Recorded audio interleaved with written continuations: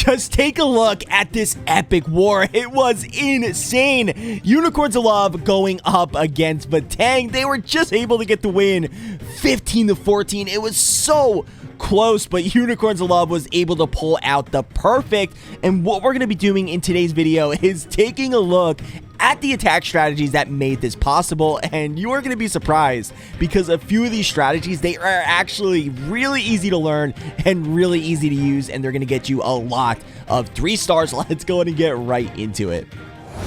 So the first attack we're going to take a look at is coming from Toto, where he's coming in with, well, a little bit of everything. He has P.E.K.K.A.s, Witches, Super Wizards, and this strategy, it is really powerful right now, but let's call it what it is. It's literally spam. It's so easy to use, and you guys can learn this one to use in your own clan, so let's go ahead and play it. And of course, with any spam strategy, the main thing is the funnel. You want to get a perfect funnel down, and you want to try to do it as cheap and efficient as possible. So the way to usually do that is with the Warden Walk. Now, you got to be careful with the Warden Walk because you don't want to let it go too long and end up getting a time fail. So do that Warden Walk, let him take out some of those key buildings and those trash. In this situation, he's going to be able to get an air defense, which is really nice because then you don't have to worry about those air defense, roasting your healers, because you want to keep on to your healers as long as possible, because basically with the spam strategy, the main thing is to get the healers to switch on to your spam troops, and them under rage is pretty much invincible. So also you want to make sure you put your warden close enough to where it's going to pull over to your main army, and then he's going to use the warden to funnel out this side. So how is he going to funnel out the top side? Well, he's going to go ahead and start the king over here with a few witches, and that's why you see he has 3 of the witches. And if you guys want to screenshot this strategy, go ahead and screenshot it at the end. I'll leave it up for a second so you guys can screenshot it, train it up, and try it out for yourself, because this strategy is working really well, not only in war, but this strategy actually a lot of people are using in Legend League, and I plan on doing a video very soon where we break it down even further. Make sure you guys don't go anywhere, because this is not the only strategy we're going to break down. This was a perfect war, and we got plenty of other attacks to break down. And make sure, if you guys are not, hit that subscribe button, hit the thumbs up on this video. I do really appreciate it. Alright, so remember guys, this is a tournament, which means it is a one-hit format. So he is going opposite of the Town Hall, which you might think, yeah, that's a little bit risky in one-hit format, but he's going to go ahead and hold on to that Battle Blimp. So the Battle Blimp is going to be responsible for taking out that Town Hall. He's going to go ahead and pop the Warden ability using the Immortal Battle Blimp. That's going to push the Battle Blimp all the way to the Town Hall. Make sure he secures that 2nd star, and from here on, it's easy going. I mean, once you get that funnel set, really after that and your troops are in the core, you just gotta let it take the wheel, and whatever happens. The only thing you can do is be on point with your spell timing and placement is very important with these spam strategies. You want to get as much value as possible.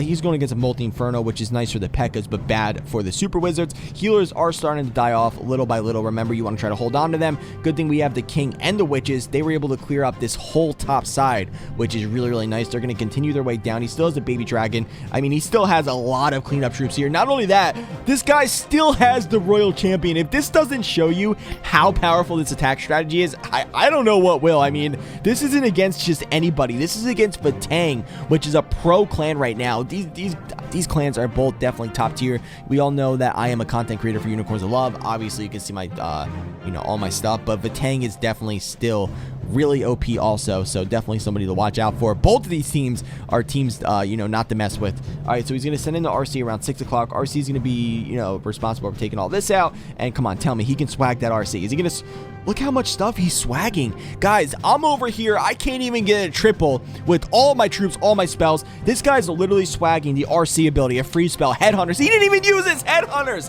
What is going on here? This is just insane, so powerful. Let's go ahead and get into the next one.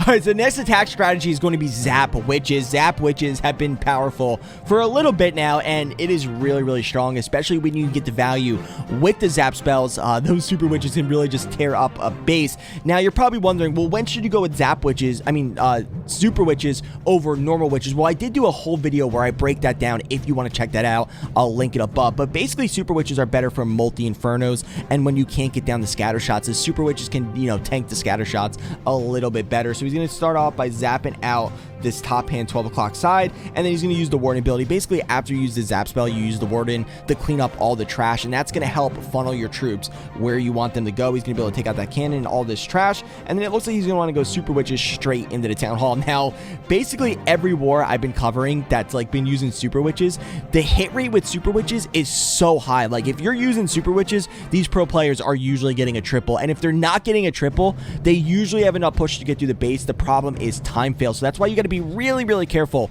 with this strategy. You got to get those zaps down, you got to get that Warden down. You can't let the Warden go too long. You got to get those troops to push into the base, and you got to be really careful on time. So we got them pushing straight in. He has the jump spell. That jump spell is going to push them in, and even the next attack strategy we're going to take a look at right after this one, it also involves zaps. That just shows zaps, even though they did get a nerf, they are still really, really powerful, and you should definitely still be using them. And that's the great thing about this meta right now. You have so many different options. You got invincibility spells, zap spells, headhunter, all of this new stuff. Absolutely loving it. We all know that Town Hall 14 is coming, you know, not that long away. So if you guys do want to comment down below, let me just know some features you're going to want to see at Town Hall 14. Definitely looking forward to that. We might do a whole video just talking about some features we want. So if you want to give me some ideas, I do appreciate it. All right, so we got the Super Witches making their way into the base. He does still have the Royal Champion ability, holding on to that RC ability as long as possible. Unfortunately, a lot of the Super Witches end up going on outside the base. The Super Witches, when you think about it, you don't have that many, and they all cost a lot of troop space, so that's why you gotta make sure the funnel's good, because you want them in the cores. Though even though the witches didn't go in the core, this actually benefited him, because they're gonna walk around, oh my god, 200 IQ witches, they're gonna walk around into the opening and take out that scatter shot. Wow, that was actually nice. And then we have the other super witches working the top side, so the ones are working the bottom, the ones are working the top. This is like, this couldn't have went more perfect. I mean, I'm gonna be honest, this is pretty OP. We can still have the RC ability also. Let's go ahead and speed it up here. He only has to deal with the multi, which is really nice. You'd rather go against multi infernos with super witches. Normal witches, those multi infernos can cause a big issue because they roast those skeletons, but you know, the super witches, really, really nice. We're gonna go ahead and finish this one off, and we have one more we're gonna take a look at. This war, it was just crazy. And if you guys want to see wars like this live streamed, I do live stream on Twitch. I'll go ahead and link that down below. Make sure you give me a follow over there. I'm also gonna be live streaming on YouTube. But anyway, let's get into the next one. Last but not least, it's going to be Zap Lalo. Now, this strategy right here, it's going to be harder to use than the last two, of course. The last two were kind of spammier, but the thing is high risk, high reward. If you could learn how to use Lalo, you're going to be good to go. Now, on this channel, we've done so many videos breaking down Lalo. If you want to go ahead, you know, scroll back and check them out. So with the Zap spells, he's going to go ahead and zap out the core here, getting down the sweeper. Those sweepers can be super annoying. That's why he has 7 zaps, because he's going to want to take out both of these air sweepers. Also going to get down the Expo and the Multi Inferno. Otherwise, that Multi Inferno in the core would be super annoying. Now, this is a 3-phase attack. So phase 1 is going to be the zap spells, and then phase 2 is going to be the Sui Hero. Now, I always say this, with the Sui Hero, you're looking not only to get down some value, but also the pathing. Pathing is really, really important. He's going to go ahead and start the Royal Champion around 10 o'clock. RC is going to be responsible for taking out this whole side. We do have both of these scatter shots over here, which is a little bit annoying. He wants to try to get at least one down with the Sui Hero. He does have that Ice Golem. You'll see the players putting the Ice Golem with the Sui Hero, because that's just going to help the Sui Hero push a little bit further into the base. And you got to be careful. Look at this. We got Headhunters and Super Minions coming out of the CC, which is probably the best CC in the game right now. Those Super Minions, they could really mess you up. You got to be careful. They definitely are super annoying. See what I did there? Super minion, super annoying. You guys like that? All right, so he's gonna go to get the Town Hall down with the Sui Hero. But guys, you don't always have to get down the Town Hall with the Sui Hero. Sometimes you can go for other value. If you can get down the Town Hall and also get down the pathing, then that's maybe what you want to do. But it really just depends on the situation. Now, watch how he puts down the loons. Also, you don't just spam him in. He's gonna put them down strategically to take out those outer buildings, so they come together and they start one-shotting. He's gonna put the Stone Slammer. The Stone Slammer is gonna come in and be responsible for taking out the Stone Slammer.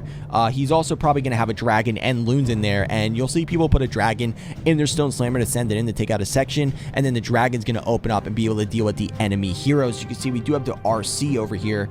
Oh, RC does go down. Okay, so he didn't have to deal with it, but if it would have opened up, he would have been able to. There you go. See, he has the dragon in there. That dragon is just to help deal with the enemy heroes, because sometimes those enemy heroes can be a big issue. But in this situation, the Lava Hound did get it down. We got the loons flying through. We have the hate spells down. He's going going to go ahead and haste into those key buildings. 20 seconds left, and minions are down. You want to make sure you get your cleanup, just like the Super Witch attack. You don't want to end up getting a time fail. Guys, this was an epic war. I hope you enjoyed watching some of the attacks. If you want to see some of the other attacks, maybe I can do another video. That's up to you. I don't want to put all 5 attacks in one video. I like to keep the videos, you know, under 15 minutes. But if you guys do want to see longer videos, let me know down below in the comments. Thank you for tuning in, guys, and I'll see you next time.